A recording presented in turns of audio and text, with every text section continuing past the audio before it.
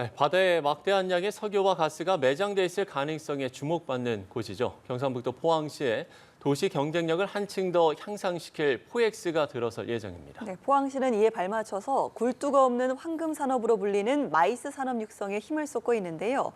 이강덕 포항시장 모시고 자세한 내용 들어봅니다. 어서 오십시오. 안녕하십니까? 예, 안녕하세요. 네. 민선 8기도 어느덧 반환점을 앞두고 있고 또 시장님의 경우에는 취임 10년을 맞이하게 됩니다. 지난 10년간의 시정 주요 성과 어떻게 좀 이야기해 주시겠습니까?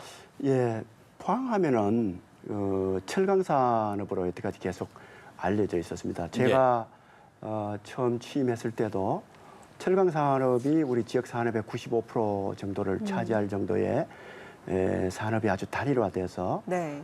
장기적인 어떤 도시의 지속 가능성이나 이런 부분이 상당히 우려가 돼서 그거를 타파하기 위한 신산업으로 산업을 좀 다변화시키는 그런 노력들을 집중을 해왔습니다. 그래서 지금 현재 철강 산업 이외에 2차 전지 산업이라든지 수소 산업이라든지 바이오 산업과 같은 새로운 신산업의 기초를 닦은 부분이 굉장히 좀 보람이 있다 이렇게 생각하고요. 예를 들어서 2차 전지 같은 경우에는 2014년 제가 취임하기 이전에 거의 산업이 없었거든요. 예. 그런데 지금은 한 38.5%에 달할 정도로 수출 산업 중에 그럴 정도로 아주 효자 산업이 되어 있습니다. 2030년경에는 연간 한 100만 톤 정도 생산해서 우리 지역의 주력 산업의 하나로 완전히 키워나간다는 그런 계획에 서 있고요. 또 그 시민들이 삶의 어떤 여건, 정주 환경 이런 부분이 이 도시의 단순한 제철 도시 이렇게 해서 회색 공업 도시로 이미지가 지어져 있었는데 그동안에 저희들이 이 축구장 95개에 이르는 그런 정도의 공원을 만들고 나무를 심고 이렇게 해서 정주 여건을 대폭 상향시킨 해서 우리 시민들의 만족감뿐만 아니고 대외적으로도 포항이 살만한 도시라는 그런 이미지를 브랜드화하는데 굉장히 좀 이게 성과가 있었던 것이 아닌가 이렇게 생각을 하고요. 포항이 원래 영일만항 쪽에 영일만이 굉장히 큰 동해안의 포구거든요. 그렇죠. 예. 그래서 굉장히 좋은 어떤 그 해양 관광 그런 소재가 있었는데 네. 산업에 전부 가려져 있었습니다. 그런 부분도 이제 전시 컨벤션 센터를 곧 건립을 한다든지 또 하천을 복원하는 그런 사업들을 다시 한다든지 이런 걸 등등으로 해서 관광 도시의 면모도 지금 상당 부분 갖춰 나가는 그런 부분이 하나의 저희 시의 네. 성과라면 성과라고 말씀드릴 수 있습니다. 예, 말씀하신 것처럼 철강 도시였던 포항이 이제 2차 전지 도시로 거듭나고 있는데요. 최근 들어 전기차 시장이 캐즘 현상으로 전 세계적으로 숨고르기에 들어간 걸로 알고 있는데 포항만의 2차 전지 발전 전략이 있다면 어떤 게 있을까요? 예, 지금 2차 전지 부분이 일시적인 정체 현상, 소위 캐점 상태에 빠져 있는데 그러나 저는 장기적으로 봤을 때 결국은 2차 전지 수요가 엄청나게 늘어날 것이다. 네. 이렇게 지금 전망을 하고요. 왜냐하면 전기차가 앞으로 탄소 중립 이런 과제와 관련했을 때 전기차가 빠질 수가 없는 거거든요. 그래서 북유럽이나 이런 데는 전기차로 대부분 거의 바꿔나가는 정책을 하고 있어서 결국은 2차 전지 산업이 대대적으로 계속적인 상승 전망을 그릴 것이다 이렇게 보고 오히려 이 캐점 상태의 국제적인 경쟁력을 우리는 더 갖출 수 있도록 그렇게 노력을 하고 있습니다. 현재 글로벌 경쟁력을 갖추고 있는 우리 시의 포스코 퓨처엠이라든지 또 에코프로라든지 이런 2차 전지 글로벌 기업들이 자리를 잡고 있고 또 2차 전지 종합관리센터나 이런 것들이 세워져서 거기에 2차 전지에 대한 성능 평가라든지 또 보관이라든지 이런 부분을 해 나가고 있거든요. 거기에다가 저희들이 계획하고 있는 것은 지금 환경부에서 주관해 가지고 2차 전지를 재이용, 재활용하는 자원순환 클러스터가 지금 지정이 돼서 계속 이렇게 여러 가지 건물이나 이런 것들을 만들어져 가고 있거든요.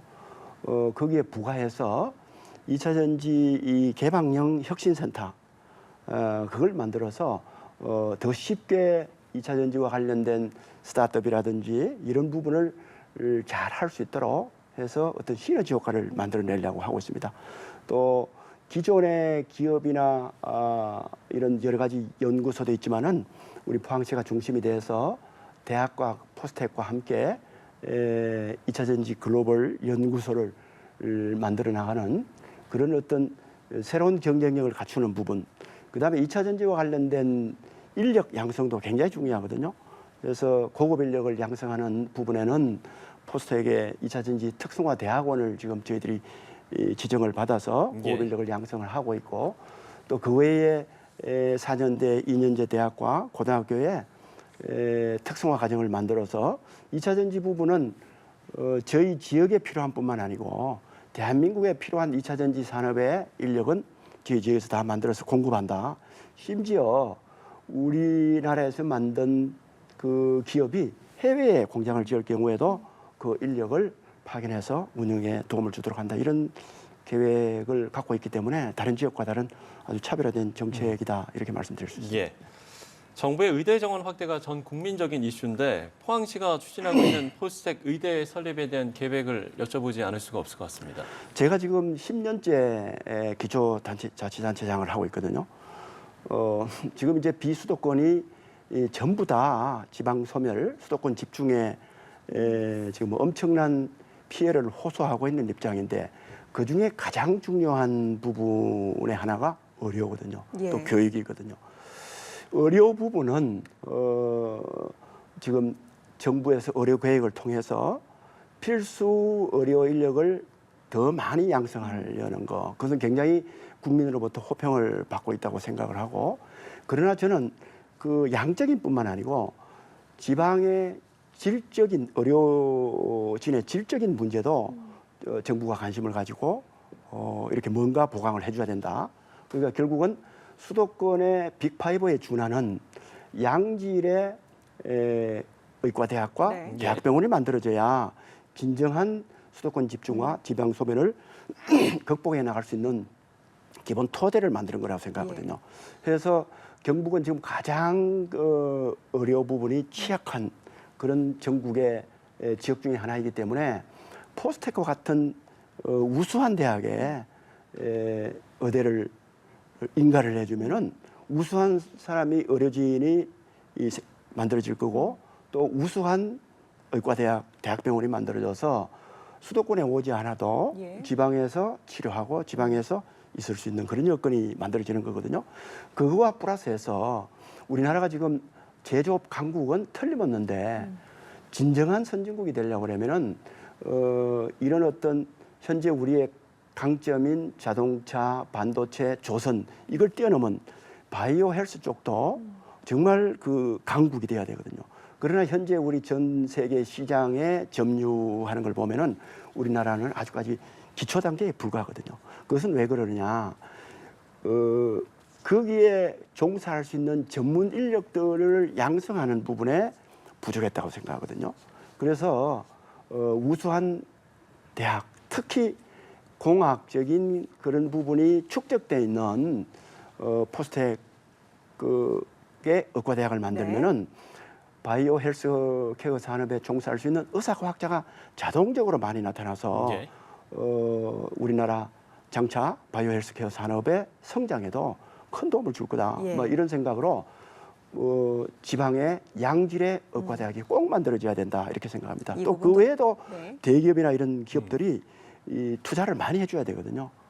그래서 그런 부분을 인내심을 가지고 투자할 수 있도록 정부가 여러 가지 여건을 조성해 주는 것도 꼭 필요하다. 저는 이렇게 생각합니다. 알겠습니다. 저는 이 부분을 꼭 여쭤보고 싶었는데 최근 영일만 앞바다에 석유와 천연가스 매장 소식 때문에 아주 핫 이슈가 되고 있지 않겠습니까? 이 부분이 실현만 된다면 사실 뭐 천연자원 빈국인 우리나라에 미치는 파급 효과가 상당할 것으로 전망이 되는데요. 지역 분위기도 좀 다르겠어요. 지역에서는 굉장히 기대를 가지고 있습니다. 네. 포항에는 과거부터 이렇게 가스나 석유가 있을 거라는 그런 기대가 많았잖아요. 저는 이제 우리 지역에 있으면서 경험한 게 이 옛날에는 그 건물 단독주택 옥상에 이런 탱크들이 많았습니다. 네. 파란 탱크, 노란 탱크. 그래서 물을 이제 가둬놓고 이렇게 상수 역할을 했는데 예. 거기에 이제 한여름 날씨가 더울 때 보면은 그 탱크의 뚜껑이 날아가고 없는 경우가 많았습니다. 그 원인이 뭐냐? 이렇게 자세히 살펴보니까 가스가 지하수에 용해된 것이 많아서 그것이 이제 날씨가 더워지면은 기화가 돼서 그 뚜껑이 날아가 버리는 네. 그런 현상이 과거부터 많았다는 거거든요. 2017년도에 제가 초선 때인데 이 철로가 이제 이 외곽으로 이동이 되면서 기존인 예. 철로를 저희들이 공원화 시켰거든요. 그 공원화에 필요한 관정을 박아서 물을 빼보내려고 한 150m, 200m 정도 파이프를 박았는데 거기에서 가스가 나와서 자동적으로 불이 붙어서 이 불이 이 계속 화재가 나는데 그것이 지금 8년째 되는 지금까지 한순간도 거침없이 계속 불이 붙어 있거든요. 네. 예, 예. 뭐 그런 것들만 봐도 포항에는 상당한 어떤 가스나 석유가 매장되어 있을 것이다. 뭐 그것을 수킬로미터 들어가면은 엄청난 양의 그런 것들이 있을 가능성이 많기 때문에 우리 지역 분들은 충분한 검증을 하면서 네네. 꼭 이것을 밝혀서 이것이 우리 지역뿐만 아니라 우리나라가 산유국으로 되는 데 있어서 포항에서부터 출발했으면 좋겠다 이런 기대를 가지고 있습니다. 예. 그런 기대의 말씀까지 해주셨습니다. 지금까지 이강덕 포항시장과 함께 이야기 나눠봤습니다. 오늘 말씀 고맙습니다. 고맙습니다. 네, 감사합니다.